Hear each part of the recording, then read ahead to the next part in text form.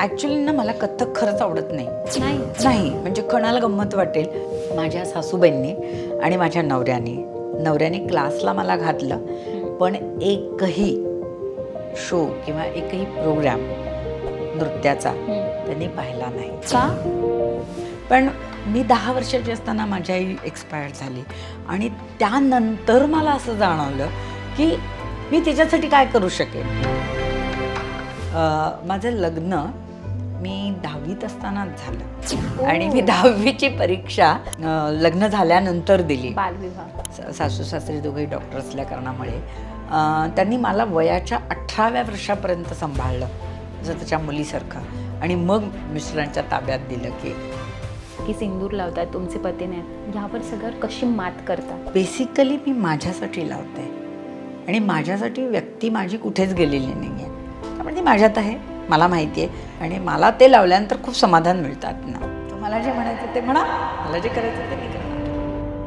आमिर खान यांच्या मुलीची सासू किंवा असं हेडलाईनमध्ये वगैरे जेव्हा येतं, ती ओळख आवडते की प्रीतम चिखरे ही अशी ओळख? आपलं आणि त्या लोकांचं किंवा माझ्या मुलाचं आणि माझ्या सुनेचं नातं रिलेशन झाल्यापासून लग्न होस्तोवर तोही माझ्या मनामध्ये भीती, स्ट्रगल सगळ्याच होत्या ना गोष्टी, की कसं जमणार, आपण कुठे, ती व्यक्ती कुठे किंवा ती लोक कुठे. लहानपणी असं माहिती आहे का, आपण एक वहीमध्ये शाहरुख खानचे फोटो, सलमान खानचे फोटो, आमिर खानचे फोटो, जे हिरो आपल्याला आवडतात ना, त्यांचे कपाटावर अशी चित्रणं कापून, तुम्ही केलंय तसं कधी? नाही, ह्या सगळ्या करायच्या आधीच मी लग्न केलं त्यामुळे माझा हा सगळा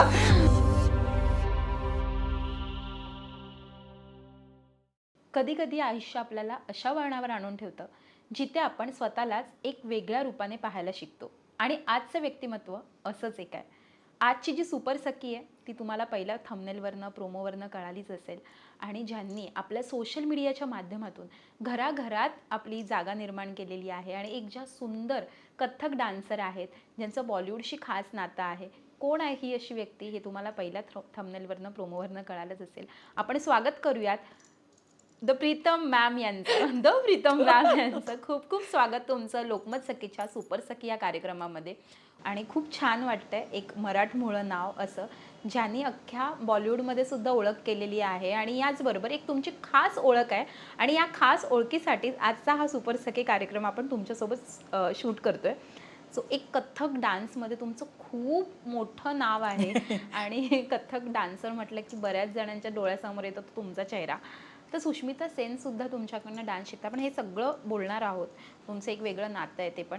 बट हा कथ्थकचा प्रवास तुमचा कसा सुरू झाला, आणि अर्थातच त्यामागे तुमचं गुरु कोण होतं, या सगळ्याबद्दल मला तुम्ही सांगाल? सायली, थँक्यू सो मच, तू मला आज इथे बोलवलंस आणि असा छान एन्व्हायरमेंट मला तू दिलेला आहेस. आज तुम्ही प्रिन्सेस आहात लोकमत सखी. रिअली प्रिन्सेस ट्रीट आम्ही करणार आहोत तुमच्यासोबत. मी त्याच्यासाठी लोकमत स्टुडिओमध्ये येण्याची गरज नाही. मी माझ्या प्रत्येक पावलागणित प्रिन्सेसच असते. अरे वा, क्या बात आहे, असंच राहिलं पाहिजे. येस. पण थँक्यू सो मच, तू आम्हाला इथे बोलवलंस मला. प्रीतम शिखरे हे मराठमोळं नाव नाही वाटत. प्रीतम हे थोडंसं वेगळ्या ह्याच्यामध्ये जातं.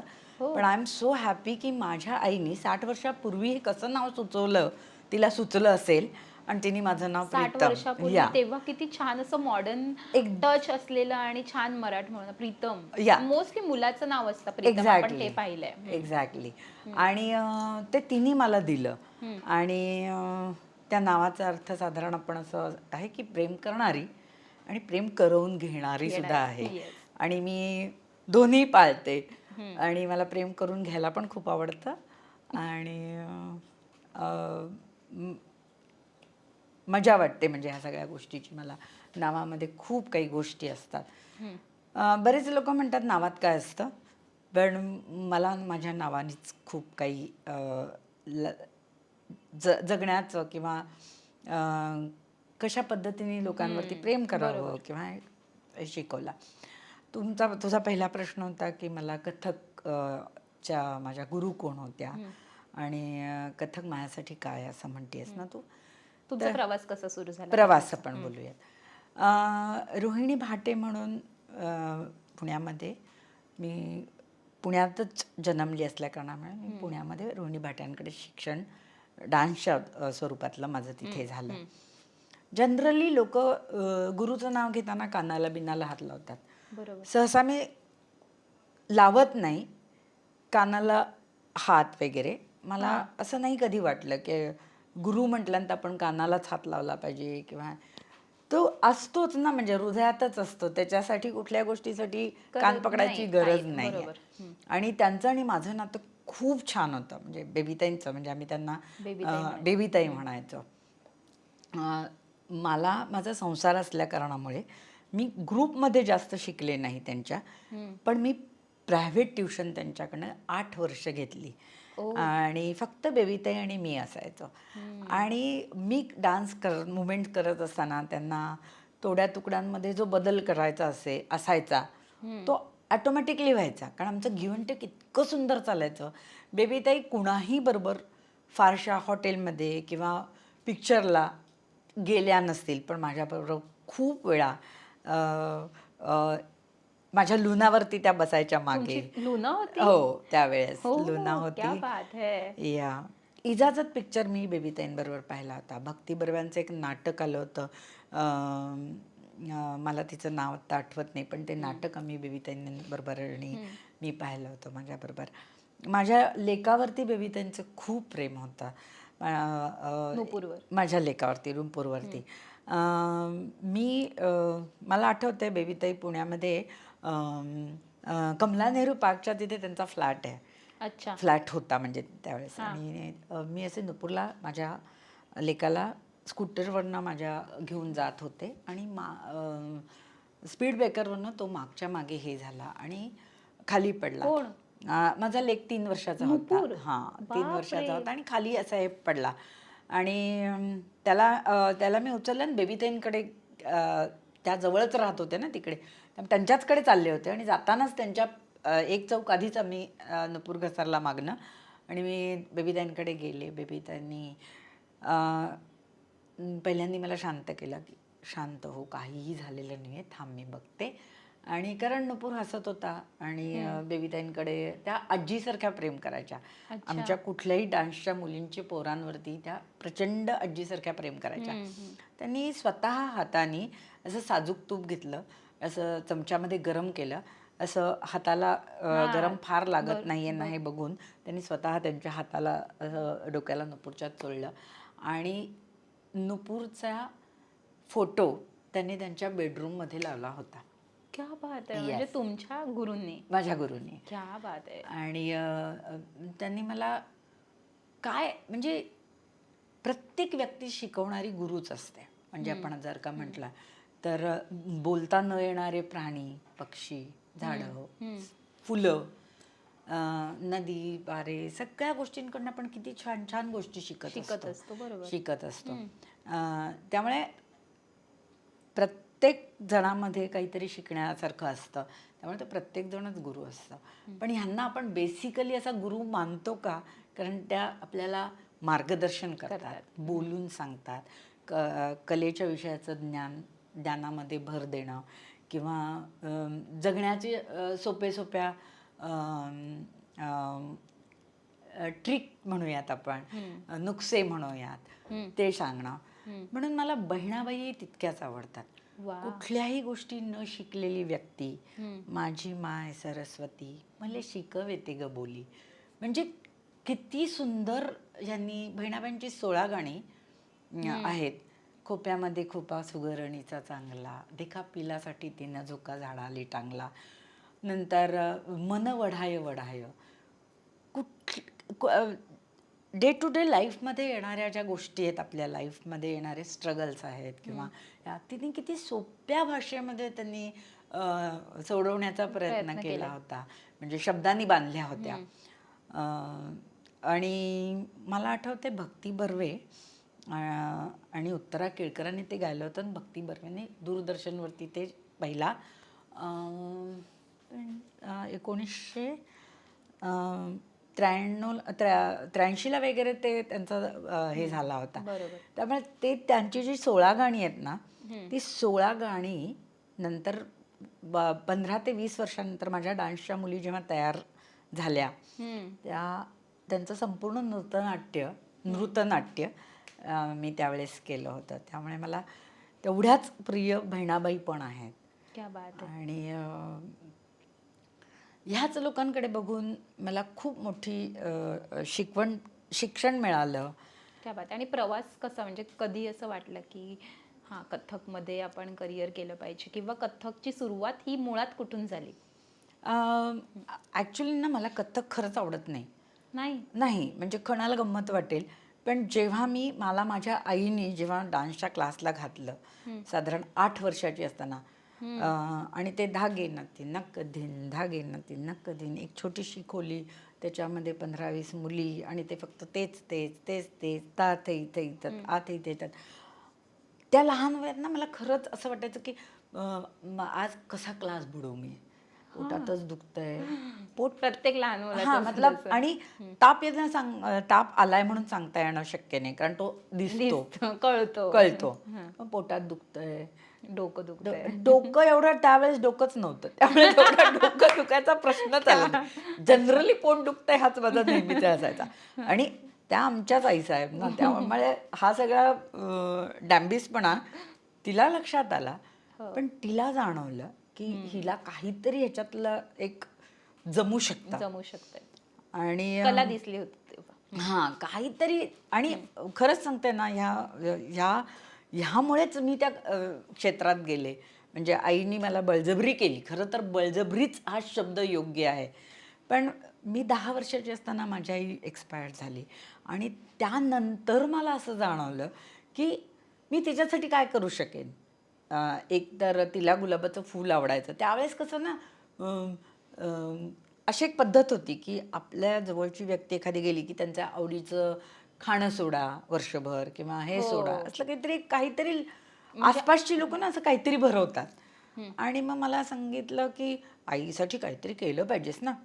तर आता ते आईसाठी काहीतरी केलं पाहिजे. त्यांना असं वाटलं की काहीतरी हे कर ते कर. तर मी एवढी लहान होते ना, मला हे काही कळत नव्हतं. म्हणजे मला आई उद्या दिसणार नाही हे सुद्धा डोक्यात नव्हतं ॲक्च्युली, खरं सांगायचं तर. पण जेव्हा मला दुसरा दिवस आला ना, तेव्हा ते जास्त जाणवलं की माझी आई आज नाही आहे. आणि त्यावेळेस मला ते असं झालं की, आणि त्यावेळेस लगेच सुद्धा काहीही सुचत नाही. बरोबर. असं झालं म्हणून असं झालं, तसं झालं म्हणून मी हे केलं, ह्या सगळ्या खोट्या गोष्टी आहेत. त्याच्या कुठल्याही व्यक्तीला पटकीने असं काही सुचत नाही. त्याला काहीतरी वेळ जावा लागतो, त्याला काहीतरी अनुभव यावे लागतात, त्याला काहीतरी फील व्हावं लागतं, आणि मग त्या गोष्टी आपल्याला रिअलाईज होतात की अरे आपण ह्या गोष्टी केल्या असत्या ना तर जास्त चांगलं झालं असतं. आणि मग बरेच दिवसांनी, बरेच वर्षांनी, जेव्हा मला असं शाळेमध्ये फोक डान्समध्ये घेतलं गेलं, आणि मी हुजूरबागेतली स्टुडंट आहे, मला फोक डान्समध्ये घेतलं गेलं, आणि ते सुद्धा इतकं गमतीशीर घेतलं गेलं. आई जाऊन बराच काळ गेला होता. आणि मी 8वीत होते जवळजवळ. तर माझी एक मैत्रीण होती, तिने मला सांगितलं, हुजूरबागेतल्या शाळेमध्ये ना फक्त गोऱ्या गोऱ्या मुली फोक डान्समध्ये सिलेक्ट करतात, आणि नाके बिके छान असलेल्या मुली सिलेक्ट करतात. शाळाबद्दल कोणी वाईट बोललेलं सहन नाही व्हायचं मला. मग तिला दाखवण्यासाठी मी फोक डान्समध्ये गेले, ओ. आणि त्या फोक डान्समध्ये सिलेक्शन माझं झालं. आणि तेव्हा मी डान्स क्लासाचं फारसं करतच नव्हते. त्याच्यानंतर मी बंद झाला होता माझा डान्स करणं बंद झालं होतं, नृत्य करणं बंद झालं होतं. तिथे सिलेक्ट झाल्यानंतर, आणि बाकीच्या मुलींनी, माझ्या शिकवणाऱ्या, फोक डान्स शिकवणाऱ्या बाईंनी जेव्हा माझं कौतुक सुरुवात केलं, तर अरे मग आई बरोबर होती कदाचित, की मला ते डान्सच्या काहीतरी जाण आहे का, कळत असेल, मला कळेल, तर करून पाहायला काय हरकत आहे. आणि मग नंतर मी प्रॉपर डान्स क्लासला जायला सुरुवात केली. मग मी पहिल्यांदा सुजाता नातूंकडे शिकले. वा. सुजाता नातू. आणि मला अजूनही आठवतं आहे, सुंदरलालजी आले होते आमच्या प्रोग्रॅमला, आणि बेबीताई आमच्या अशा पहिल्या रांगेत बसल्या होत्या. जेव्हा पुण्यामध्ये टिळक स्मारकला प्रोग्रॅम होता, आणि अशा सगळे जाणकार लोक बसले होते तिथे बसले होते, आणि सुंदरलालजी समोर बसले होते. आणि आमचा कार्यक्रम झाल्यानंतर सुंदरलालजी, गुरूंचे गुरु आमच्या, म्हणजे सुजाता नातूंचे गुरु म्हटल्यानंतर आम्ही सगळ्यांनी त्यांना असं नमस्कार वगैरे केला. आणि मग त्यांनी सांगितलं की सुजाता, तू हिला ना माझ्याकडे 3 महिने दे, मी हिला बरोबर मस्त म्हणजे शिकवण देते. शिकवून तुला मी पाठवून देतो. तर बडोदा का कुठेतरी ते राहायचे. हम्म. आणि बेबीताईंना त्यावेळेस मला काही एक संबंध नव्हता त्यावेळेस. मी सुजाताबाईंची स्टुडंट होते, सुजाता नातूंची स्टुडंट होते. आणि हे कौतुकाने मी येऊन घरी सांगितलं की आणि तेव्हा माझं लग्न झालं होतं खरं सांगायचं तर. माझं लग्न मी 10वीत असतानाच झालं. आणि मी 10वीची परीक्षा लग्न झाल्यानंतर दिली. बालविवाह. बालविवाह त्यावेळेस म्हणू म्हणजे बालच विवाह म्हणायचं त्यावेळेस काय. पण माझ्या सासू डॉक्टर होत्या. सासू सासरे दोघेही डॉक्टर असल्या कारणामुळे त्यांनी मला वयाच्या 18व्या वर्षापर्यंत सांभाळलं त्याच्या मुलीसारखं. आणि मग आमच्या मिस्टरांच्या ताब्यात दिलं की आता ही व्यवस्थित 18 वर्षाची कंप्लीट आहे असं. म्हणजे चांगली माणसं मिळणं किंवा प्रेम मिळणं हे मी जन्मजातच घेऊन आले होते बहुतेक. प्रत्येक वेळेस मला कोण ना कोणतरी चांगलं मिळत राहिलं आणि माझं हे झालं. आणि त्यावेळेस मी माझ्या मिस्टरांना सांगितलं की सुंदरलालजी. आणि कसं असतं ना की नवऱ्याने कौतुक करावं, सासूने कौतुक करावं, सासऱ्याने कौतुक करावं, असं प्रत्येकालाच वाटतं की आपलं कौतुक व्हावं. मी पण सुटलेली नाही. मला प्रत्येकाला 50% वाटत असेल तर मला 80% वाटतं की माझं कौतुक व्हावं. तर त्याप्रमाणे मी तो प्रसंग माझ्या मिस्टरांना सांगितला. तेव्हा ते म्हणाले तू बडोद्याला किंवा कलकत्त्याला त्यांचं कुठलं तरी होतं तो तिथे जाऊन शिकायला 3 महिने 4 महिने ते काही जमणार नाही. तर पुण्यामध्ये बेस्ट व्यक्ती कोण आहे. तर त्यांनी ॲक्च्युली माझ्या नवऱ्याने शोधले बेबीताई. त्यांनी स्वतः मला तिथे घेऊन गेले माझं नाव घालण्यासाठी. आणि बेबीताईंनी साधारण 1 महिन्यापूर्वीच माझा डान्स पाहिला होता. आणि त्यामुळे त्यांनी मला बऱ्यापैकी ओळखलं कारण सुजाताच नातूची मी स्टुडंट होती त्यामुळे बेबीताईंनी ओळखलं. पण बेबीताईंनी सुजाता नातूंना फोन केला की अशी ही येते पुढच्या शिक्षणाला. त्यावेळेचा कसा प्रकार होता ना की माझी शिष्या, माझी शिकवण, मग ही विद्यार्थी दुसरीकडे नाही जायला पाहिजे असं होतं. मग बेबीताईंनी सुद्धा मला लगेच नाही घेतलं.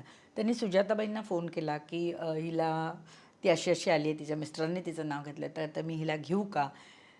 सुजाता नातूंनी काय सांगितलं असेल, मेहनतीला ती मुलगी अजिबात चांगली नाही आहे.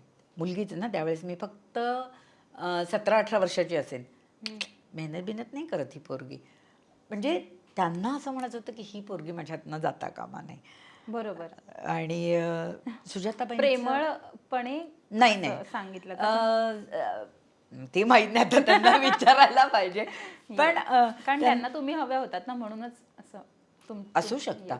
पण आम्ही ना सुजाताबाईंचं खूप काम डान्समध्ये झालं. म्हणजे त्यांनी प्रत्येक शाळांमध्ये जसं गायन स्वयंपाकाचे धडे जसे प्रत्येक शाळांमध्ये देतात तसं नृत्य का नाही तुम्ही अभ्यासाला घेत. अभ्यासासाठी नृत्य यावं, BA त्याचा अभ्यासक्रम असावा, PhD करता यावी म्हणून रोहिणी भाटे म्हणा, बेबीताई म्हणा यांनी खूप खूप खूप कष्ट घेतले. आणि ललित कला केंद्रांमध्ये पण सुदैवाने बेबीताईंच्या मागे लागून मी बेबीताईंकडे शिक्षणाला सुरुवात केली. आणि 8 वर्ष मी त्यांच्याकडे पर्सनल ट्रेनिंग अभ्यास नृत्याचा आम्ही केला. आणि ललित कला केंद्रामध्ये प्रॅक्टिकल जेव्हा करायची वेळ असायची स्टुडंट्सना दाखवायला, त्याच्यानंतर बऱ्याच लोकांनी त्याच्यामध्ये मेहनत करून शालेय अभ्यासक्रमामध्ये नृत्य आलं. आणि मग जेव्हा ललित कला केंद्रांमध्ये प्रॅक्टिकली दाखवायचं असेल तेव्हा बेबीताई मला न्यायच्या, मला एखादं लेक्चर घ्यायला द्यायच्या.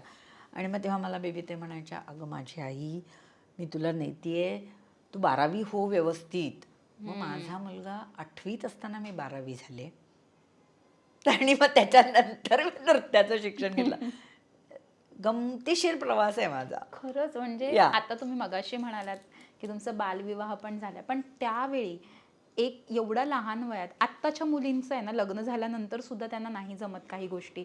म्हणजे जेवण कसं करायचं की काय. पण तेव्हा तुम्ही 10 वर्षाचे असताना लग्न झाल्यानंतर कसं मॅनेज. 15 वर्षाची असताना लग्न झालं माझं. 15 वर्ष. येस. 10वीत असताना. 10वीत नुकतीच गेले होते मी. अच्छा सॉरी. 10वीत असताना तुमचं लग्न झालं. 15व्या वर्षी तुमचं लग्न झालं. सॉरी.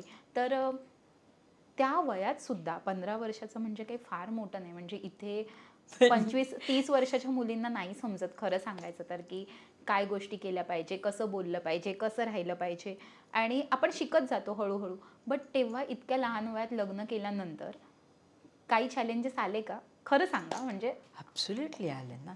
आले? म्हणजे एक होता की आई गेल्यामुळे कुकर लावणं, नंतर भाकरी करणं येत नव्हतं पण कणिक भिजवणं, झाडून झाडून सॉरी झाडून घेणं, भांडी घासणं आणि तशी धुणं धुणं. लहानपणीच तुमच्यावर खूप जबाबदाऱ्या आल्या ना? असं पण म्हणू शकू, कारण आमची ही दुसरी मम्मी जेव्हा आली तेव्हा तिला, जेव्हा माझी पहिली बहीण झाली त्यावेळेला तिला सांभाळणं प्रेमाने, कारण ती आली म्हणजे मला असं फील झालं की असं नाही की माझा पुनर्जन्मावरती वगैरे विश्वास आहे, पण त्यावेळेला मला असं जाणवलं होतं की माझी आईच परत आली. हो. आत्ता जर का विचार केला तर माझं ते कसं असतं ना, दर 5 वर्षांनी, 6 वर्षांनी, 10 वर्षांनी जसं जसं आपण मोठे होत जातो, काही काही अनुभव येत जातात, तसे आपले विचारसरणी बदलतेच ना. म्हणजे बदलते. की त्यावेळेला ते आवडत होतं किंवा आत्ता ते आवडायलाच पाहिजे, किंवा त्यावेळेस तसा माझा विचार होता म्हणजे आज तसा आहे असं बिलकुल नाही. पण माझी जेव्हा पहिली बहीण आली रसिका, मम्मीने जेव्हा पहिली रसिका आमची घरी आणली तेव्हा मला असं वाटलं की माझी आईच आली. ओ. हां. आणि म्हणजे मी तेव्हा 11 वर्षाची होते जेव्हा रसिका आली. तर रसिका आली ना, तर मग मी तिला सांभाळणं, झाडून पुसून घेणं, कारण तेव्हा काही फॅमिली छोटी असल्या कारणामुळे आणि परिस्थितीसुद्धा एवढी काही चांगली नसल्या कारणामुळे आम्ही सगळं घरीच करायचो. त्यामुळे पण होते म्हणजे तसे पण दिवस की परिस्थिती? सगळ्यांवरच असते. कोणी मोकळेपणाने बोलतं, कोणी बोलत नाही. माझ्या बाबतीत तर असंच होतं की मी प्रत्येक वेळेला नवीन चॅलेंजेसला तोंड दिलं. आता कुठलं चॅलेंज माझ्यासाठी खूप मुश्किल गेलं आणि कुठलं सोपं गेलं असं नाही सांगता येणार आपल्याला, कारण ते चॅलेंजेस म्हणून कधी पाहिलंच गेलं नाही आहे. पण आता मागे वळून बघताना असं वाटत असेल ना, आपण किती सहन करून, किती स्ट्रगल करून आता एका छान नव्या वाटेने चाललोय, तर मागे वळून बघताना होतं असं, ती वाट दिसते स्ट्रगलवाली थोडीफार, आणि आता जाणवतं का की हां तेव्हा आपण खूपच सहन केले बाबा, असं जाणवतं? मुळात प्रेझेंटमध्ये राहण्याचा जर का स्वभाव असेल ना, तर येस, मागे क्या वळून बात आहे. बघायची गरज लागत नाही. पण माणूस म्हणून मागे वळून नेहमीच बघतो माणूस, कारण असं काही म्हणजे काय म्हणतो आपण, अशी काही माझ्यामध्ये शक्ती नाही की ते सगळंच विसरले, होऊच शकत नाही असं माझ्या बाबतीत. पण शक्यतो प्रेझेंटमध्ये राहण्याची जी रियाज असतो ना, तो जर का श्वासाबरोबर केला ना, तर डेफिनेटली मागे वळून बघितल्यानंतर मी किती सुंदरपणाने हँडल केलं असंच मनात येऊ शकतं, किंवा ते असंच आणावं माझ्यासाठी मी, असं मला वाटलं. आणि त्यामुळे मला तेवढं असं वाटत नाही कधी मी स्ट्रगल केला. उगाच खोटं सांगण्यामध्ये किंवा असं हो मला असं झालं तसं झालं. सगळ्यांना सगळं होत असतं येस. आणि व्हायलाच पाहिजे ना. श्वासागणित आपल्याला प्रत्येक गोष्ट नवीन येते. नवीन आपण दिवस नवीन, गोष्ट नवीन असते ना. त्यामुळे आजचा दिवस गेला तो आजचा दिवस उद्या मागेच होणार आहे ना. म्हणजे त्यामुळे मी मागे फार पाहत नाही. क्या बात आहे. हां, आणि असंच मतलब असलं पाहिजे. मागे पाहायचं नाही आणि पाहिलं, वाव माझ्यासारखं तर कोणी इतकं सुंदर नाही, हँडलच करू शकलं स्वतःचं नसतं. कौतुक करायला आवडतं. खूप कौतुक, प्रचंड कौतुक करून घेते आणि आवडतं सुद्धा. का नसावं? सगळ्यात जास्त कौतुक कोण करतं तुमचं? माझा लेक करतो, हां. माझी सुनबाई करते. परवाच्या दिवशी हां. साधे माझ्या लेकाचा वाढदिवस होता, तर आम्ही ना माझ्या हातचे तिला तांदळाचे उकडीचे मोदक हां. तिला आवडतात. गेस्ट ना, प्रत्येक गेस्ट ना ते सांगत होते, you should try, you should try, क्या बनाया है प्रीतम ने. प्रीतम आंटी म्हणते ती मला, प्रीतमने क्या बनाया है. मतलब तिला तिला पण खूप कौतुक आहे, पण लेकालाही तेवढंच कौतुक आहे. सो त्यामुळे आमिर सर वगैरे जेव्हा घरी येतात तेव्हा तुमच्या हातचं जेवण वगैरे त्यांना चाखायला आवडतं वगैरे, की त्यांनी ट्राय केलं तुमच्या हातचे मोदक? त्यांना फक्त माझ्या हातचं वरण भात खायचं आहे. वरण भात, तूप, लिंबू असं त्यांना माझ्या हातचं आवडतं. म्हणजे आवडेल, आम्हाला त्यांनी सांगितलंय मला की मला वरण भात आवडेल म्हणून. पण काही ना काहीतरी चालू असतं, त्यामुळे तो अजून योग काही आला नाही आहे. पण लवकरच येईल असं होईल कदाचित. क्या बात आहे. आणि आताच तुम्ही मगाशी म्हणालात की तुमचं आणि तुमच्या मुलाचं सोन्याचं बॉन्डिंग खूप छान. सो ते त्याचबद्दल म्हणजे की कसं बॉन्डिंग आहे तुमचं घरात? आय नो की छान आहे. आम्ही सोशल मीडियाच्या माध्यमातून बघत असतो आणि मला खूप क्यूट वाटतात तुमचे दोघांचे, नुपूरचे आणि तुमचे Yeah. व्हिडिओ खूप आवडतात आम्हाला सगळ्यांना आणि Yeah. काय प्रेक्षक प्रेम करतात तुमच्यावर. मराठमोळं पब्लिक फुल ऑन क्रेझी आहे तुमच्या सोशल मीडियाच्या पोस्टवर. Yeah. सो तर हा सोशल मीडियाचा कॉन्टेंट कसं कधी सुरू करायचा वगैरे हे कधी ठरलं आणि ह्या सगळ्या मागे कोण असतं ते सांगाल? आणि दुसरी गोष्ट म्हणजे तुमचं बॉन्डिंग कसं आहे सगळ्यांचं म्हणजे त्या बॉन्डिंगबद्दल सांगा. माझ्या लेकाला ना एडिटिंग किंवा डिरेक्शन असं खूप आवडायचं यंग एजला त्याच्या म्हणजे 19-20 वर्षाचा असताना. त्यामुळे तो त्याचे छोटे छोटे व्हिडिओ करायचा आणि एडिट करायचा आणि ते तो सुरुवात केली त्यांनी लावायला. आणि जेव्हा हे सुरू झालं कोविड जेव्हा आला तेव्हा मी आणि माझा लेकच फक्त घरी असायचो. अगदी पहिला पहिली 2019ला आला ना 20ला 2019. 19ला त्यावेळेस मी आणि नुपूर एकटेच आम्ही घरात असायचो. आणि मग सुरुवातीच्या ह्याच्यात काहीच कल्पना नव्हती की कसं जाणार आहे काय होणार आहे पुढे किती दिवस आपल्याला घरात थांबायला लागायचं. कारण सुरुवातीला आम्हाला वाटलं की 2-4 दिवस घरी थांबायचं आणि मग बंद होईल कोविड आणि मग परत रुटीन सुरू होईल म्हणजे हा जो काही आजार आला आहे किंवा हे जे आहे त्याच्यावरती मात होईल आणि जाऊ पुढे. म्हणून मला चांगलं आठवतं आहे आम्ही शॉपिंगला गेलो होतो का तर चिप्स आणणं किंवा असं मक्याचे हे आणणे हा काय म्हणतात त्याला पॉपकॉर्न म्हणा हे म्हणा आम्ही तुमचे खाकरे बिकरे असे खरेदी करून आलो की 4 दिवस घरी बसून खायला आम्हाला आणि दंगा करायचा आहे म्हणजे अशा ह्याच्यात आम्ही होतो. पण नंतर ते खूपच वाढलं आणि त्यावेळेला असं झालं की काय करायचं कारण तो पूर्णपणे फिटनेसमध्ये आहे. त्यामुळे त्याला जर का रन केली नाही किंवा त्याला जर का असं व्यायाम झाला नाही तर तो डिस्टर्ब होतो म्हणजे डिस्टर्ब व्हायचा त्यावेळेला. मग त्यांनी एक काय सुरू केलं की बस सगळ्या मित्रांना एकत्र झूम कॉलवरती घेऊन एक्सरसाइज सुरू केली. सगळेजण आपापल्या झूम कॉलवरती यायचे आणि ते एक्सरसाइज सुरू करायचे. त्यावेळेला मी सुष्मिताच्या मुलींना डान्स शिकवत होते रिनय आणि अलिसाला. आता मग त्यावेळेस ती म्हणाली मा तुला जर का येत नसेल घरी यायला जमत नसणार आहे तर तू ऑनलाईन घे ना त्यांचं. मग त्यावेळेला मी ऑनलाईन माझे डान्स क्लास सुरू झाले. अदरवाईज मी घरी जाऊन कुणाच्याकडे माझ्या स्टुडंट माझ्याकडे येऊन अशीच शिकवत होते. पण 2019 पासून मी ऑनलाईन शिकवायला सुरुवात केली डान्स क्लास. तर त्यावेळेला आम्ही दोघंच होतो घरी. मग काय मस्ती करायची तर मग आम्ही अशा मस्ती करत बसायचो काहीतरी सुचायचं त्याला हे सगळं. आणि आजसुद्धा काय ठरवायचं काय बोलायचं किंवा करता करता त्याच्यामध्ये जेवढा बदल होतो तेवढा आम्ही करतो की हे वाक्य चांगलं वाटतं हे वाक्य नाही वाटत आहे तेवढाच फक्त बदल असतो. पण एवढंच करायचं आहे तुला इथनं इकडे बघायचं आहे तू हसायचं आहेस तुला राग आलेला आहे हां दॅट्स इट. आणि तो आधी मला सांगत नाही तर म्हणजे एक्साइटमेंट असते की त्याला आपल्याला हे करायचं आपल्याला ते करायचं नाही सांगत. माझी मुलं माझा स्वभाव कूल आई आहात ना तुम्ही असं वाटतंय. माझी मुलं माझा स्वभाव ओळखून मला कधी काय सांगायचं हे पूर्णपणे त्यांच्या हातात असतं आणि मला किती एक्साइट करायचं मला कसं शांत ठेवायचं हे त्यांना बरोबर माहिती आहे. लोकांना बॉलिवूड कनेक्शन दिसतं पण त्यामागचा मानवी प्रवास हा वेगळा असतो. सो मुलाच्या लग्नानंतर तुमचं आयुष्य कसं बदललं हे सांगाल? ओके. बदल नेहमी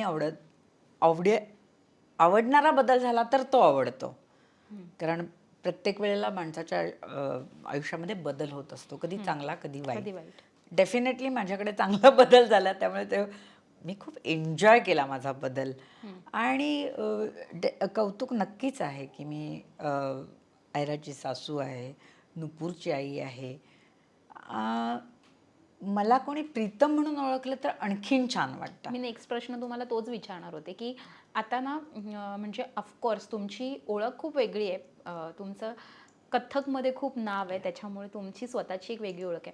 बट जेव्हा तुम्ही बाहेर जाता तेव्हा असं होत असेल का की आमिर खान यांच्या मुलीची सासू किंवा असं हेडलाईनमध्ये वगैरे जेव्हा येतं तेव्हा कसं वाटतं तुम्हाला? म्हणजे ती ओळख आवडते की प्रीतम शिखरे ही अशी ओळख आवडते? हा प्रश्न नेक्स्ट होताच माझा. ओके. त्यातच तुम्ही उत्तर देऊन टाकलं. नाही नाही, असं नाही. दोन्ही ओळखी आपल्या आपल्या जागेवर आहेत. कारण हां. माझ्या ज्या मैत्रिणी आहेत ना, तो कुठेतरी असा व्हिडिओ व्हिडिओ आला ना की मला पाठवतात. हां. त्याचंही कौतुक वाटतं. आणि फक्त प्रीतम म्हणून जे माझे डान्स पाहतात किंवा मला वैयक्तिक ओळखणारी जी माझी लोकं आहेत त्यांनी पण माझं कौतुक केलं. ते काय आनंद ना असा मापता येत नाही ना. पहिल्यांदा सायकल चालवायला शिकणं तेवढाच आनंद होतो. पहिल्यांदा प्लेन चालवणाऱ्याला पण तेवढाच आनंद होतो. म्हणजे आनंदाचा स्पॅन वाढतो. विमान चालवणाऱ्याला 6 महिने आनंद राहील, सायकल चालवणाऱ्याला 6 दिवस आनंद राहील. पण आनंदाचं हे नाही, मोजमाप नसतं. व्याख्यान. त्यामुळे डेफिनेटली मी म्हणजे त्या घराशी जोडली गेलेली आहे म्हणून खूपच आनंद आहे. आणि मला खरं नाही याचं कळत नाही की आनंद मोजायचा कसा. तो लँग्वेज, बॉडी लँग्वेजमधनं दिसतोच. एकमेकांना दिलेल्या रिस्पेक्टमधनं दिसतो. आणि नुसतंच बोलण्यापेक्षा ना अनुभवावा लागतो तो. आणि तो कमी होत नाही. तो माझा जेव्हा जेव्हा आम्ही सगळे भेटतो, जेव्हा जेव्हा आम्ही चांगल्या गप्पा मारतो, एकत्र येतो, तेव्हा तेव्हा त्या आनंदामध्ये भरच पडते. याचा अर्थ माझ्या मैत्रिणी भेटल्या की म्हणे मला तेवढाच आनंद होतो. मोजमाप नाही. हां, हे वलय आलेला आनंद जो आहे ना, तो डेफिनेटली मला आवडणारच. म्हणजे कुणाच्याही नशिबात असा जर का आला एकदम बदल, तर तोही आवडतो. पण हे होण्याच्या आधीसुद्धा होऊ शकेल की नाही आपलं आणि त्या लोकांचं किंवा माझ्या मुलाचं आणि माझ्या सुनेचं नातं, म्हणजे हे ठरलं रिलेशन झाल्यापासून लग्न होस्तोवर तोही माझ्या मनामध्ये भीती, स्ट्रगल सगळ्याच होत्या ना गोष्टी की कसं जमणार, आपण कुठे, ती व्यक्ती कुठे किंवा ती लोकं कुठे, कसं जमणार, कसं होतं मॅच. असं? ऑफकोर्स होतंच. होतंच. हे त्या लोकांनी आम्हाला व्यवस्थित आम्ही आहोत तिथेच ठेवल्यामुळे आमचा आनंद दुगुणित झाला खरं सांगायचं तर. आणि म्हणजे सांभाळून घेतलं सगळ्यांना. डेफिनेटली. नाहीतर म्हणजे असेच आहोत ना आपण. म्हणजे आर्थिकदृष्ट्या, नंतर तुमच्या कल्चरच्या दृष्ट्या, आणि जे आहे ते बदलणार नाहीच आहे. बरोबर. आणि ते बदलायला जायची गरज पण नाही आहे. हे त्याही लोकांना कळालं आणि आम्हाला त्यांनी न बदलून देणं किंवा म्हणजे खरं सांगायचं तर ते त्यांच्या बॉडी लँग्वेजवरनं कळतं की ते आम्हाला किती रिस्पेक्ट करतात, आम्हाला त्यांच्याबद्दल किती रिस्पेक्ट आहे. या गोष्टीच्या चर्चेचे खरं तर नाहीच आहेत. म्हणजे असं कधी म्हणजे काय म्हणतात त्याला, विरोध नव्हताच लग्नाला कोणाचाच कोणत्या साईडने? नाही. आता कसं ना, एन्व्हायरमेंट बदललं आहे. आता आपण काय म्हणू शकतो मुलांना, म्हणजे आमच्या वयाची लोकं, की सांभाळून करा जे काही करायचं ते. आणि आता पुन्हा आपण कथककडे येऊया. सो मला सांगा की तुमचं कथक आणि तुमच्या घरातल्यांचं म्हणजे कसं सपोर्ट होता तुमच्या घरातल्यांचा? म्हणजे मगाशी तुम्ही म्हणालात, बट तुम्ही तुमच्या पतींचा म्हणजे तुमच्या नवऱ्याचा तुम्हाला कसा सपोर्ट होता किंवा त्यांना तुमची ही कला कशी वाटायची किंवा त्यांनी तुमचं कोणतं नृत्य पाहिलं होतं, या सगळ्याबद्दल सांगाल? या आणि सासू सासऱ्यांचं कसं बॉन्डिंग Yes. होतं तुमच्याबद्दल ते Yes. पण सांगा. माझ्या सासूबाईंनी आणि माझ्या नवऱ्याने क्लासला मला घातलं, पण एकही शो किंवा एकही प्रोग्राम नृत्याचा त्यांनी पाहिला नाही. का? म्हणजे आता स्ट्रिक्ट होते सासू सासरे? स्ट्रिक्ट बिलकुल नव्हते. हां. पण माहीत नाही मला त्यांनी का नाही पाहिला तो. आणि मग मला असं वाटतं की बरं, माझा प्रोग्राम जर का 9ला संपणार असेल ना, तर 8:30 वाजल्यापासून तो स्टेजच्या खाली माणूस उभा असणार आहे. पण तो वरती येऊन बघणं कधीही केलं नाही त्यांनी. म्हणजे माझे सासरे आणि माझा लेक असा पहिल्या लाईनीत बसून पाहायचे माझा शो. पण माझ्या मिस्टरांनी आणि माझ्या सासूबाईंनी कधीच प्रोग्राम पाहिला नाही.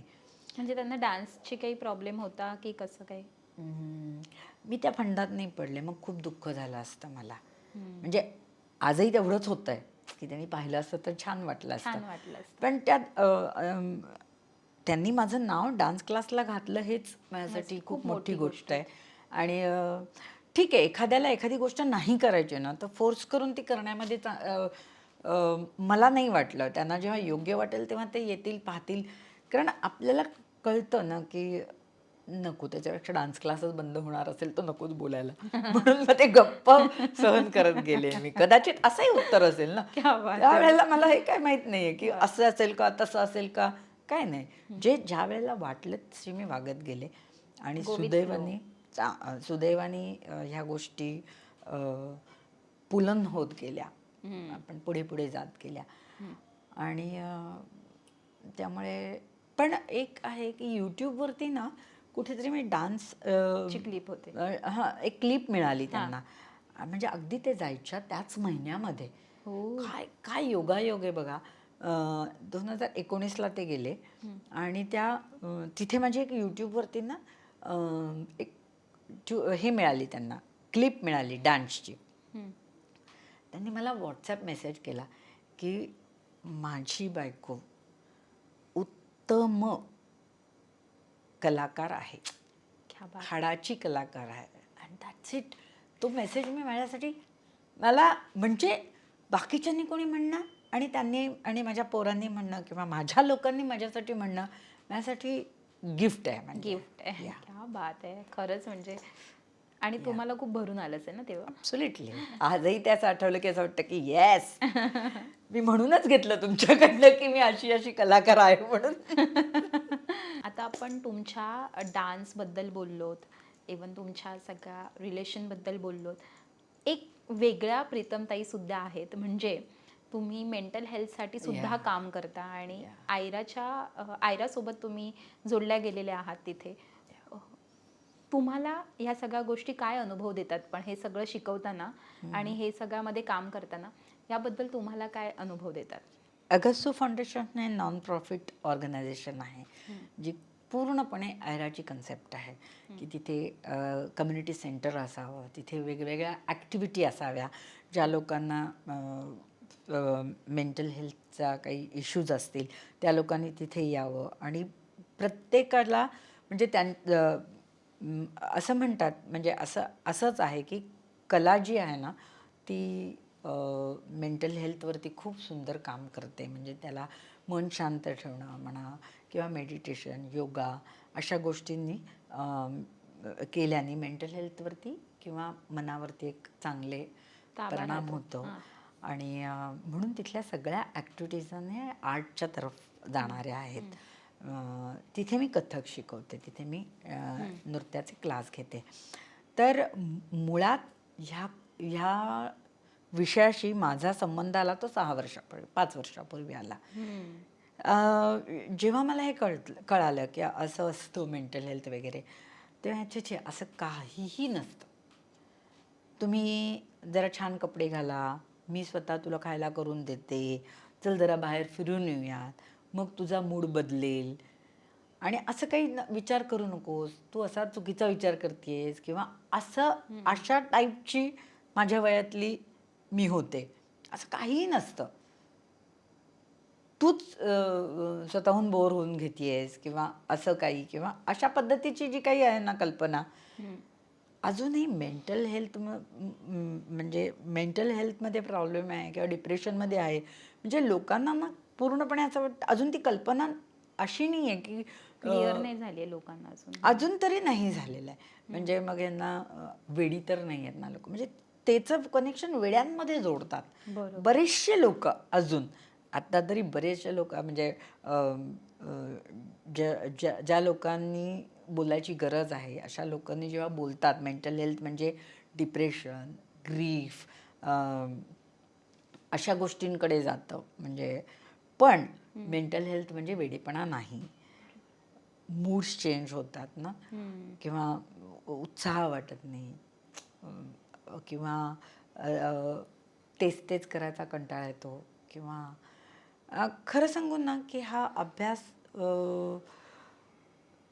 ह्या ह्या ह्या गोष्टींवरती औषध किंवा ह्या गोष्टींवरती असं झालं म्हणून असं होतं असं अजूनपर्यंत तरी माझ्या तरी पाहण्यात नाही आहे की ह्याच कारणामुळे हेच झालं आणि म्हणूनच तुम्ही हेच करायला पाहिजे असं उत्तर कोणी देऊ शकतं. त्यामुळे मला हा विषय पण नवीन आहे. त्यामुळे मी सांगताना कदाचित चुकत पण असेन. पण 2 दिवस कंटाळा मी समजू शकते. पण जर का हा स्पॅन 3 महिने, 6 महिने किंवा उठावशीच वाटत नाही आहे, कुठल्याही गोष्टीमध्ये मजाच येत नाही आहे, तर प्रत्येकाने विचार करावा की आपल्याकडे बघावं. आणि मला 2 दिवसाचा कंटाळा आहे, ठीक आहे, माणूस आहे, एक 8 दिवस विश्रांती घेऊन घरी बसलाय, मी समजू शकते. पण ही फेज जर का 6 महिने, 6 महिन्याच्या पुढे गेले, घरातनं बाहेरच खोलीतनं बाहेर पडायची इच्छा होत नाही आहे, कुणाला भेटण्याची इच्छा होत नाही आहे किंवा तयार होण्याची इच्छा होत नाही आहे किंवा नुसतंच वाईट वाटतं आहे, अशा काही परिस्थिती जर का कुणावर येत असेल स्वतःवरती, तर ते झटकून आपल्याला मदतीची गरज आहे का, म्हणजे एकदा स्वतःशी बोलावं आणि मदत मागायची असेल तर ती कशी मिळेल, योग्य ठिकाणावरनं मदत मिळवावी आणि निश्चित त्याला स्वतःला मदत होईल. म्हणजे बाकीच्यांकडनं मदत घेण्यापेक्षा सुद्धा ना स्वतःला स्वतःची मदत करणं आणि समजणं, ते एक्सेप्ट करणं आणि घरातल्या लोकांनी त्याला विश्वासार्ह की ओके असं म्हणतायत किंवा असं म्हणतीये किंवा म्हणतोयस म्हणजे माझं म्हणजे चल चल असं माझं बिलकुल असं काही नाही आहे, तूच काहीतरी वेड्यासारखा विचार करतोय असं कुठल्याही व्यक्तीला कुणीही न म्हणता ती व्यक्ती समोरची काय सांगतेय ते शांतपणाने ऐकून घ्यावं. आजकाल लिस्नर करणारेच कोणी नसतात ॲक्च्युली मॅम. या बरोबर. अगसूने मला लिस्नर बनवलं. तिथे मी येणाऱ्या लोकांना ऐकते. लिसनिंग म्हणजे ॲक्टिवली समोरच्याला ऐकणं आणि चूक आहे, बरोबर आहे किंवा असं करा तसं करा असं सल्ला न देता फक्त ऐकणं, हे लिस्नरचं काम असतं. आणि जर जिथे वाटेल तिथे त्यांनीच बोललेला प्रश्न विचारावा. आणि जेव्हा होतं काय माहिती आहे का, जेव्हा आपण बोलतो, बोलल्यानंतर जे रिकामी जागा होते ना, तोच प्रश्न ऐकणाऱ्यांनीच त्याला परत विचारला की तो नव्यानेच तो ऐकल्यासारखा असतो. आणि मग कदाचित त्याचंच उत्तर जे मगाशी नाही सापडलं ते कदाचित बोलून झाल्यानंतर दुसऱ्याच्या तोंडून ऐकल्यानंतर त्याला मिळू शकतं. आणि कुठून हेल्प मिळू शकते तेवढा हेल्प लिस्नर करतो. आल्यानंतर लोकांना ऐकणं, लोकांना आमच्या कम्युनिटी सेंटरबद्दल सांगणं, ह्या गोष्टी मी तिथे करते. क्या बात आहे, किती सुंदर. म्हणजे एक छान काम सुद्धा तुम्ही करतात. आपण सोशल वर्क म्हणूया आणि मला वाटतं फ्री ऑफ कॉस्ट हे तुम्ही काम करता ना सगळं. किती सुंदर. म्हणजे जर तुम्हाला त्या संदर्भात सुद्धा कनेक्ट व्हायचं असेल तर तुम्ही अगस्टू फाउंडेशन, येस, सेल्फ विक्ट्री, तुम्ही नक्की त्याला जॉईन व्हा. कारण की खूप सुंदर प्रकारे दोघं पण काम करतात, मॅम सुद्धा आणि आयरा सुद्धा. मला त्याबद्दल भरपूर कौतुक वाटतं तुमच्या दोघींचंही. आणि मुळात सासू सुनेची ही जोडी आहे ना, ही मला प्रचंड आवडते. कारण की त्या दोघींचं एवढं छान बॉन्डिंग आहे, काम सुद्धा एकत्र करत असतात. असंच प्रत्येक सासू सुनेने राहिलं पाहिजे. माहिती आहे का, तुमच्याकडे बघून एवढी प्रेरणा मिळते ना. एक तर तुमचं मुलाचं आणि तुमचं बॉन्ड एवढं क्यूट आहे, त्यात तुमचं सासू सुनेचं बॉन्ड सुद्धा एवढं क्यूट आहे. सो खूप प्रेरणा मिळते आम्हाला आणि मज्जा वाटते. तर भरपूर मज्जा येते तुमच्याशी गप्पा मारताना. अजून एक खूप छान प्रश्न असेल तुमच्यासाठी हा, की एक फोटो बघितला होता लग्नाच्या वेळचा, जो आयराने तिच्या सोशल मीडियावर शेअर केला होता. 2 सुपरस्टार, म्हणजे एक साईडला शाहरुख खान, एका साईडला आमिर खान, मध्ये तुम्ही उभा. आणि एवढं गोड फोटो आहे ना तो. मला खूप आवडतो तुमचा तो फोटो. आणि त्यात तुमची ती गुलाबी साडी, बरोबर. आणि तो तुमचा फोटो आहे सोशल मीडियावर. खूप सुंदर आहे. त्या फोटो मागची गंमत सांगता का आम्हाला, म्हणजे कोणी क्लिक केलाय आणि काय? तिथे फोटोग्राफरच होते. पण तो फोटो शेअर जेव्हा झाला ना, आणि हां, तो आयरानेच लावला होता तुम्ही म्हणाला त्याप्रमाणे. आणि तिने मला फक्त एकच सांगितलं होतं की आज तुम्ही हिरो आहात. आज तुमचा दिवस आहे. तुमचा. हां, म्हणजे माझा. हम्म. आणि तिने माझा इतका कॉन्फिडन्स वाढवला होता ना मुळात. म्हणजे ही लोकांचे ड्रीम्स असतात की ही शाहरुख खानसारखी, शाहरुखजींसारखी व्यक्ती, आमिरजींसारखी व्यक्ती, सलमान खानसारखी व्यक्ती. सलमान खान पण आहेत का त्या फोटोमध्ये? नाही. ते मागे उभे होते, सॉरी, हां. ते मागे होते. ओके. पण म्हणजे मला सुद्धा त्या ड्रीमच्या पलीकडे होतं. आणि असे लहानपणी शाळेमध्ये पेपर मिळताना कसं पोटामध्ये गोळा यायचा ना, ॲक्च्युली तसा गोळा आला होता. मी कुठल्याही व्यक्तीशी असं एवढंच करू शकत होते. मला असं काही बोलायची सुधरतही नव्हतं. का? म्हणजे हे इतकं सोपं नाही आहे ना, म्हणजे की Unexpected ज्या आणि- लोक नाही, जे इकडे लग्नामध्ये ही सगळी लोक येतील हे माहिती होतं, पण दरवेळच्या उठण्या बसण्यातली नाही ना ही लोक. आणि आणि आपण ज्यांना लहानपणापासून मोठ्या पडद्यावर बघत आलोय आणि त्यांचा ह्या पण सगळ्यांचं वय आणि माझं एकच आहे, म्हणजे त्यामुळे लहानपणापासून म्हणता येणार नाही, यंग एज हां. पासून म्हणूया Sorry, yes, yes. माझ्या तुझ्या लहानपणा लहानपणापासून या. आपण यंग एज म्हणूया. पण असे ती चित्रणं वगैरे कापून तुम्ही ठेवली आहेत का? म्हणजे आपण लहानपणी असं माहितीये का, आपण एक वहीमध्ये शाहरुख खानचे फोटो, सलमान खानचे फोटो, आमिर खानचे फोटो, जे हिरो आपल्याला आवडतात ना, त्यांचे कपाटावर अशी चित्रणं कापून, तुम्ही केलंय तसं कधी? नाही, ह्या सगळ्या करायच्या आधीच मी लग्न केलं. त्यामुळे माझा हा सगळा म्हणजे नाहीच, म्हणजे हे कधी जमलंच नाही मला. पण त्यांच्या प्रत्येकाच्याच कामाचं मला कौतुक आहे, कारण खूप कष्ट असतात, खूप मेहनत घेतात ही लोक. आणि कुठली गोष्ट सोपी नाही आहे. म्हणजे सर्वसामान्य राहणं पण सोपं नाही आहे. आणि एखाद्या लक्झरी राहणं. लक्झरी नाही म्हणता येणार, एखाद्या अचिव्हमेंट सुद्धा केल्यानंतर ते टिकवणं सुद्धा हे नाही आहे, सोपं नाही. कुठलीच गोष्ट सोपं नाही आहे, कुठलीच गोष्ट नाही. ती करावी लागते सोपी, आणि मग ती अंगवळणी पडवावी लागते. म्हणजे कधी कधी असं वाटतं की हे काय अध्यात्म बिध्यात्म मला बोलायचं नसतं, पण हे प्रॅक्टिकल आहे ना. म्हणजे आजच्या जगामध्ये साधे राहणं सुद्धा किती मुश्किल आहे, कठीण आहे. बरोबर. मुलांना जन्माला घालताना 10 वेळा विचार करतात की सर्वाईव्ह कसे होतील, त्यांचं सराउंडिंग कसं असेल, त्यांना काय देऊ शकतो आपण. म्हणजे प्रत्येक गोष्ट अवघड होत चालली आहे, कारण मेंटल स्टेट लोकांची जागेवर राहण्यासाठी खूप कष्ट करावे लागतात. तुमच्या काय म्हणतो आपण त्याला, स्पर्धा आहेत. बरोबर. आणि हे आपल्याला लहानपणापासूनच शिकवलं गेलेलं आहे ना. स्पर्धा म्हणजेच एक जिंकणार एक हारणार. हे कुणी भरवलं आपल्याला? बरोबर. कशासाठी हारायचंय, कशासाठी जिंकायचंय, म्हणजे असं जर का आपल्याला शिकवलं गेलं असतं तर आज स्पर्धा दिसली नसती ना कुठेच. बरोबर आहे. मी नेहमी एक उदाहरण देते की लहान बाळ जेव्हा जन्माला येतं, अगदी आईच्या स्तनाला ते दूध पित असतं. सर्दी खोकला झाला असेल त्या बाळाला, तर आईचं दूध त्या बाळासाठी अमृत असतं. पण ते अमृताला तोंड लावूनच बसत नाही ना. हो. श्वास जर का त्याचा गुदमरत असेल तर तो स्तनापासून बाहेर येतो, स्वतः श्वास घेतो आणि परत त्या दुधाकडे जातो. म्हणजे प्रत्येकाला ही एक जन्मताच नॅक आहे की कुठे थांबायचं, किती घ्यायचं आणि किती सोडायचं. हे जर का आपल्याला ह्या वयात शिकवायची गरज येते, जी आपण ऑलरेडी जन्मताच शिकलेलो.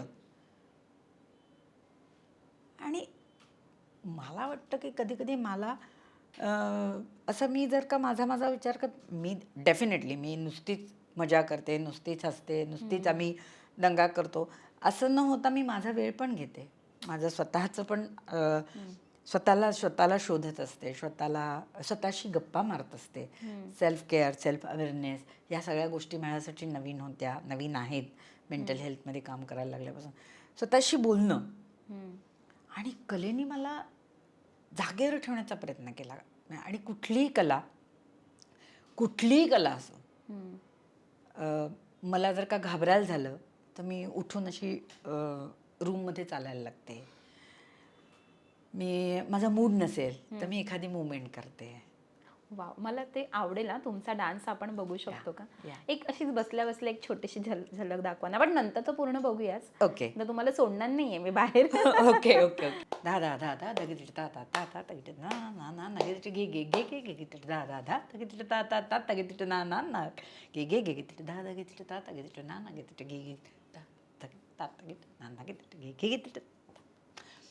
म्हणजे हे सगळ्या गोष्टी आहेत, पण तरी सुद्धा कथक सांगण्यावरती, बोलण्यावरती असं जास्त डिपेंड आहे. आता तुझं कुठलं, आता तू जे म्हणाली होतीस. काहे छेड छेड मोहे. ओके. छेड म्हणजे छेडछाड. आता छेडछाड ही कान्हाने काढलेली, म्हणजे कृष्णाने काढलेली आहे आणि ती राधेला आवडणारी आहे. आता साधं पण म्हणतो ना, असं सुद्धा करता काय हे छेड आवडते सुद्धा ना, छेड मोहे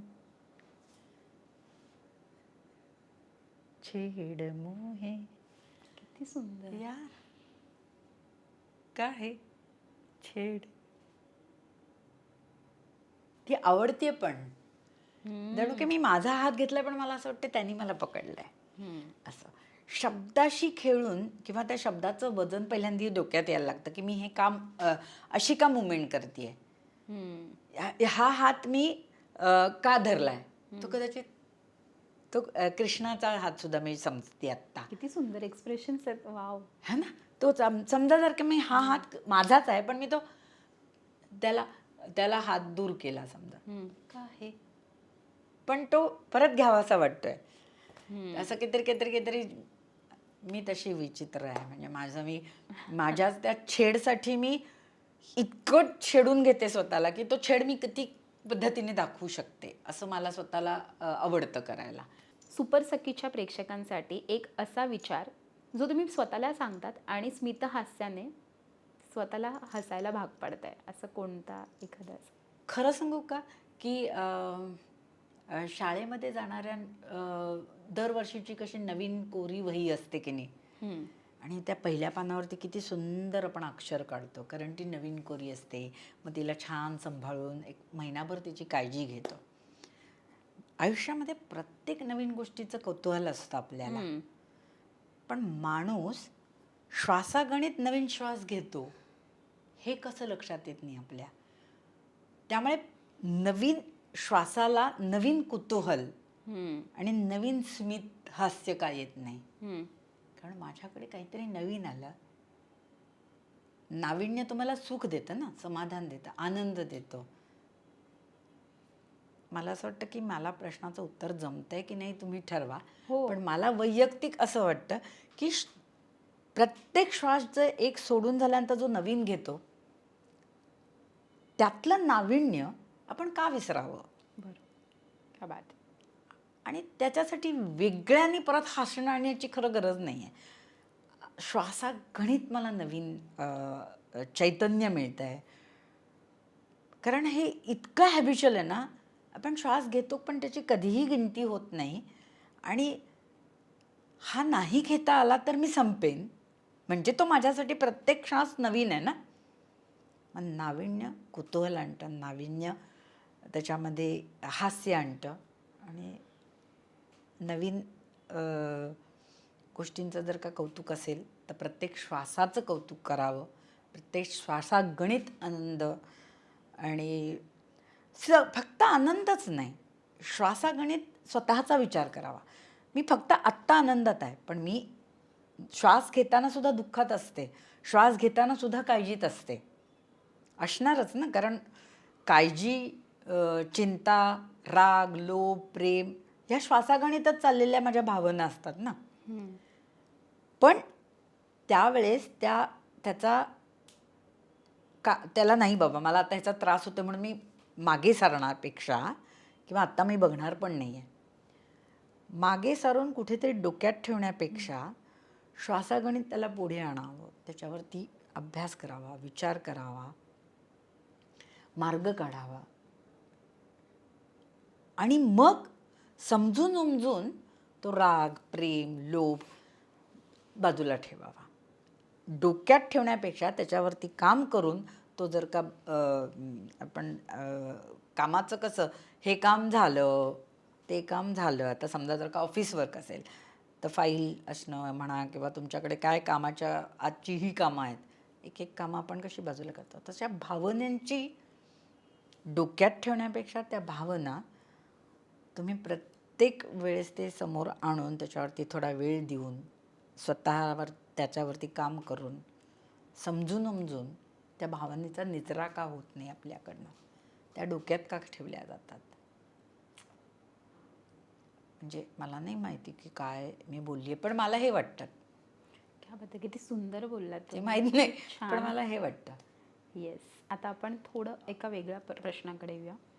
फार कमी लोकांना माहिती असेल, कदाचित कोणाला माहितीही नसेल, पण प्रीतमताई आणि नुपूर दोघं पण शेतकरी कन्या आणि शेतकरी पुत्र आहेत. आणि तुम्ही दोघं शेतीही करतात तेवढ्याच आवडीने, बरोबर? करेक्ट. सो काय आहे शेतकरी कन्या हे जरा सांगा आमच्या प्रेक्षकांना. मी खूप नशीबवान आहे की मला माझी शेती माझ्या आजोळकडनं मिळाली आणि जमिनीशी माझं खूप घनिष्ठ नातं आहे.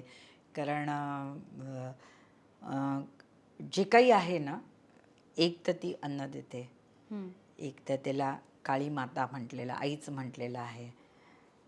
आणि शेतकरी असल्याचा मला अभिमान आहे. वा. म्हणजे शेती करणं सोपं नाही आहे, पण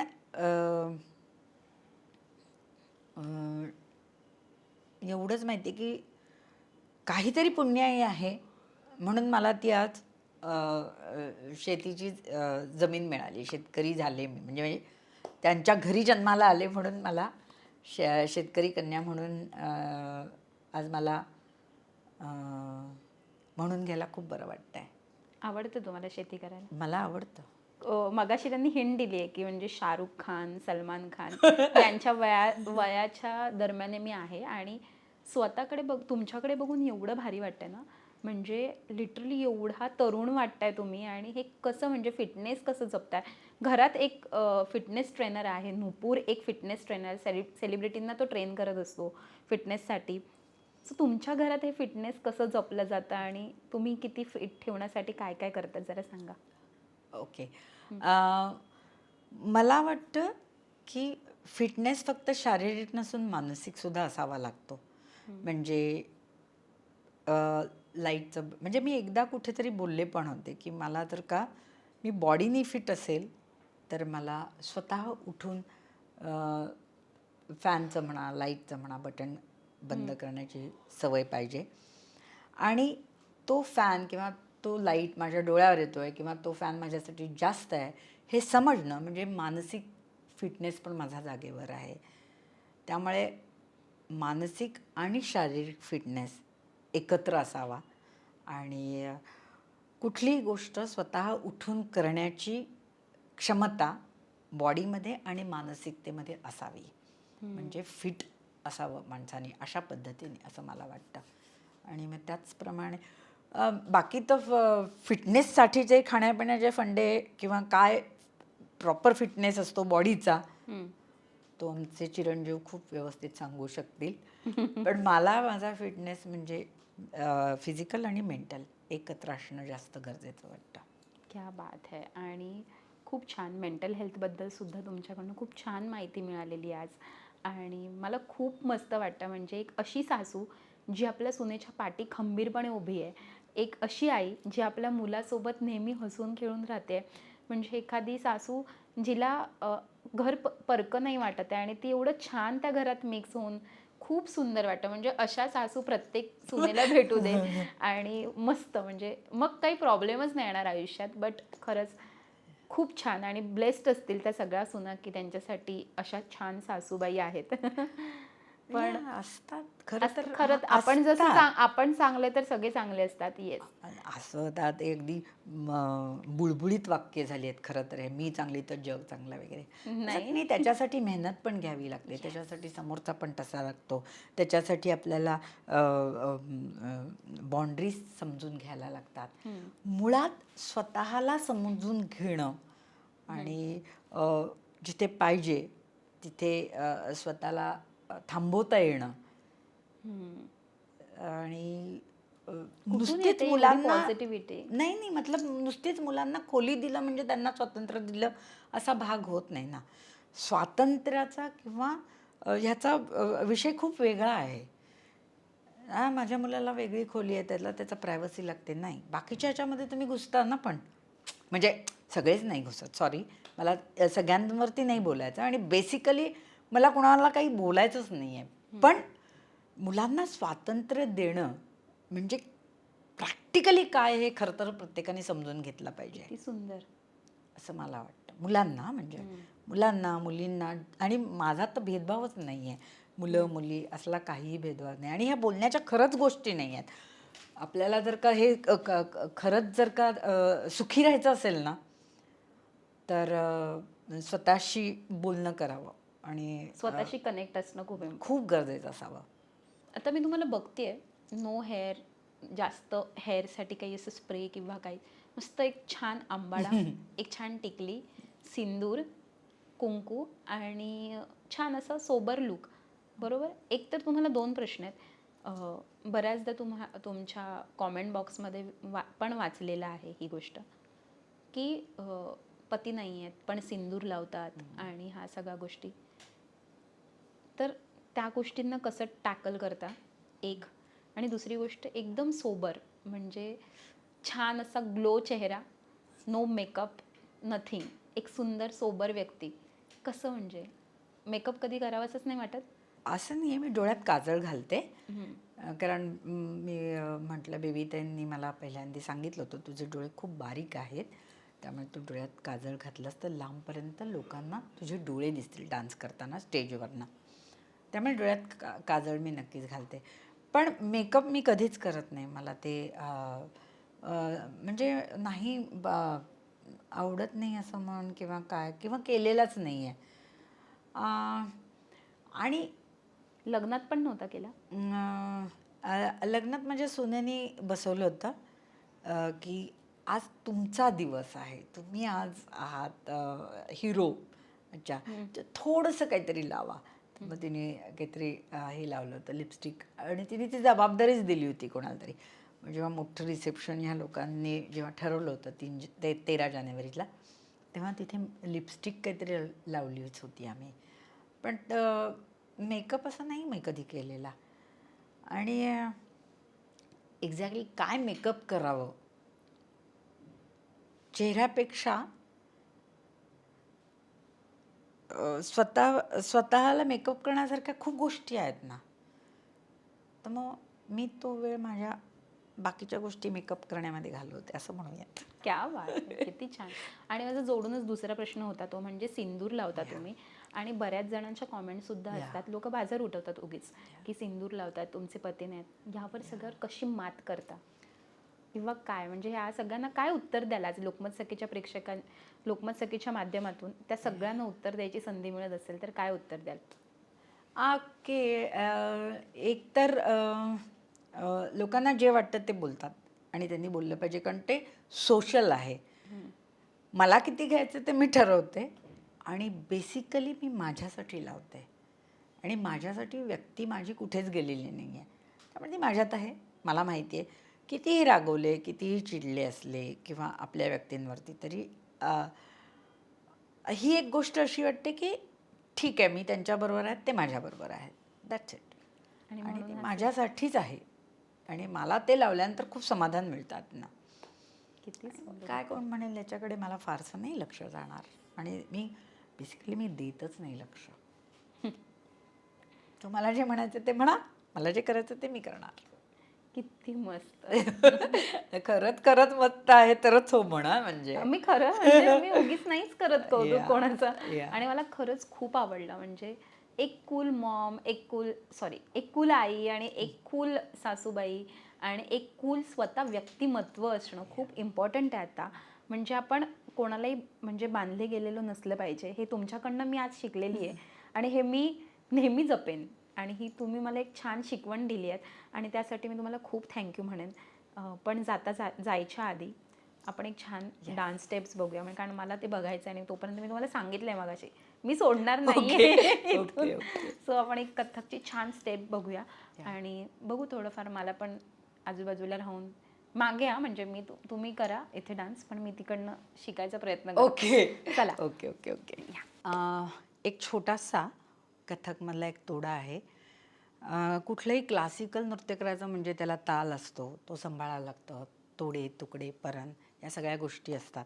एक छोटासा तोडा मी 3 तालामध्ये म्हणणार आहे आणि तोच करणार आहे आणि त्याच तोड्यांची मुवमेंट घेऊन एखादे भाव दाखवू शकते मी. ते दाखवते.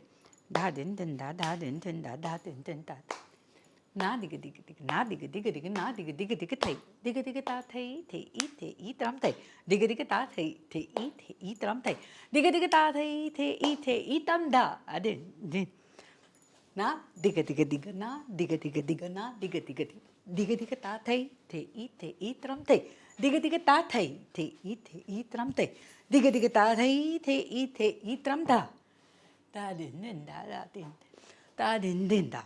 आता ह्याच मुमेंट जर का आपण मोहे रंग दो लालवरती बसू जमतायत का बघूयात. हां, ह्याच मुमेंट घेऊयात. मोहे रंग दो लाल नंद के लाल लाल मोहे रंग दो लाल मोहे रंग दो लाल. पता नाही जमलं की नाही पण अशाच पद्धतीचं साधारण असतं. वाव किती सुंदर, खूप छान. आणि एवढा छान नृत्य आज मी खूप वर्षानंतर पाहिलंय आणि मला खूप आवडलंय. ते तुमची नजाकत, तुमचे ते एक्सप्रेशन खूप खूप खूप सुंदर. आणि लवकरच मला असं वाटतं की आता आपण पण कथ्थक जॉईन केलं पाहिजे. प्लीज कर कर कर. येस, मी नक्की प्रयत्न करीन. आणि थँक्यू सो मच. तुमच्या एवढ्या बिझी स्केड्यूलमधून तुम्ही इथे आलात आणि याचबरोबर तुम्ही नुपूरबरोबर सुद्धा व्हिडिओ बनवत असतात नेहमी. त्या सगळ्या बिझी स्केड्यूलमधून तुम्ही इथे आलात आणि आमच्याबरोबर छान गप्पा मारल्यात. एक इन्स्पायरिंग स्टोरी आज आम्हाला, एक छान प्रेरणादायी स्टोरी तुमची आम्हाला ऐकायला मिळाली. माझ्याबरोबरच अशा अनेक आपल्या सुपर सखीसुद्धा आहेत ज्या आपला हा कार्यक्रम बघतात आणि या सगळ्या सखींना एका सुपर सखींनी दिलेले छान बोल आहेत ते त्यांना खूप काही शिकून जाणार आहेत. इथे आलात त्यामुळे थँक्यू सो मच. असेच लोकमत सखीसोबत जोडले जा आणि खूप छान छान गोष्टी तुमच्याबरोबर घडू देत. खूप छान छान तुमच्याकडनं नृत्यातून लोकांना घेता येऊ देत, शिकता येऊ देत. हीच ईश्वरचरणी प्रार्थना करूयात आणि लवकरच पुन्हा एकदा भेटूयात अशी आशा करते. थँक्यू. आणि आलात मॅम, खरंच एका फोनवर एका रात्रीत हो बोलून तुम्ही इथे आलेलात त्यासाठी खरंच थँक्यू. थँक्यू सो मच बोलवल्याबद्दल. खरंच बोलवल्याबद्दल थँक्यू. आणि आजच्या सुपर सखी होत्या प्रीतमताई. खूप खूप खरंच मनापासून थँक्यू. पुन्हा अशाच येत राहा लोकमत सखीमध्ये. सुपर सखीचा आजचा भाग तुम्हाला कसा वाटला हे आम्हाला कमेंट करून नक्की कळवा. आमच्या लोकमत सखीला लाईक करा, सबस्क्राईब करा आणि आमच्यावर खूप खूप प्रेम करा. Thank you so much.